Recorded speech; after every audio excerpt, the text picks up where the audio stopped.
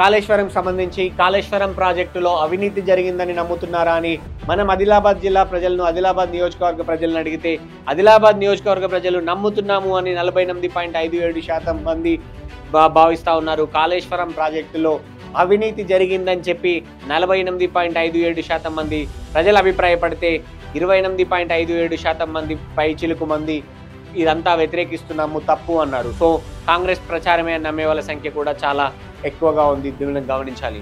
So next క్వశ్చన్కి వెళ్దాం. Next question కవితకు సంబంధించి, కవిత పార్టీకి పెడుతుందా, కొత్త పార్టీ పెడితే కవిత పార్టీకి మద్దతు ఇస్తారా మీరు అని అడిగితే ఇస్తామనే వాళ్ళ సంఖ్య నెగ్లిజిబుల్గా ఉంది. ఇవ్వము అనే వాళ్ళ సంఖ్య 88 పైచిలుగా ఉంటే ఇప్పుడే చెప్పలేమనే వాళ్ళ సంఖ్య 11.42%. అంటే ఇక్కడ కూడా కవితకు సంబంధించినటువంటి ప్రీమెచ్యూర్ అన్ని ప్రజలు భావిస్తూ ఉన్నారు. ఎందుకు అంటే ఇంకా విధి విధానాలు కావాలి, అధికార పార్టీ నుంచి కావచ్చు, ప్రతిపక్ష బీఆర్ఎస్ నుంచి కావచ్చు, బీజేపీ నుంచి కావచ్చు, ఎవరెవరు ఇక్కడికి వస్తారు, కవిత కొత్త పార్టీ పెడితే ఆమె పార్టీ పనితీరు ఎలా ఉంటుంది, లీడర్లు తమ నియోజకవర్గంలోని లీడర్లు ఎవరు వెళ్తారు అనే దాని మీద ఇది ఆధారపడి ఉంటుంది, పెరగడానికి లేదా తగ్గడానికి. సో ఫైనల్ క్వశ్చన్ వెళ్దాం.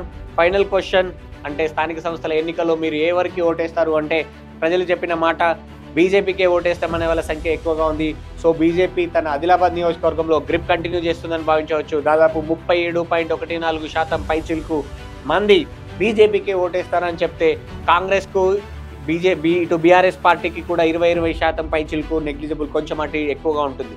సో ఈ రెండు పార్టీలకు బీఆర్ఎస్ అండ్ అధికార కాంగ్రెస్ పార్టీకి 20% ఉంటే ఇండిపెండెంట్ అభ్యర్థులకు ప్రధాన ప్రతిపక్షము అధికార పార్టీ కంటే ఎక్కువగా కూడా ఇండిపెండెంట్ అభ్యర్థులకు ఓటేస్తామనే వాళ్ళ సంఖ్య ఎక్కువ. సో ఆదిలాబాద్ నియోజకవర్గంలో బీజేపీ తన పట్టు నిలుపుకుంటుంది. స్థానిక సంస్థల ఎన్నికల్లో ఆదిలాబాద్ నియోజకవర్గ ప్రజలు బీజేపీకి సంబంధించినటువంటి అభ్యర్థులకు ఓటేసే అవకాశం ఎక్కువగా ఉంటుంది. అయితే ఇక్కడ గమనించాలి, ఇటు వీళ్ళకు కూడా ఏం తక్కువగా లేదు బీజేపీతో పాటు బీఆర్ఎస్ కాంగ్రెస్కు. కాబట్టి ఓట్లు చీలితే ఏ పార్టీకి ప్రయోజనం అనేది కూడా మనం గమనించాలి.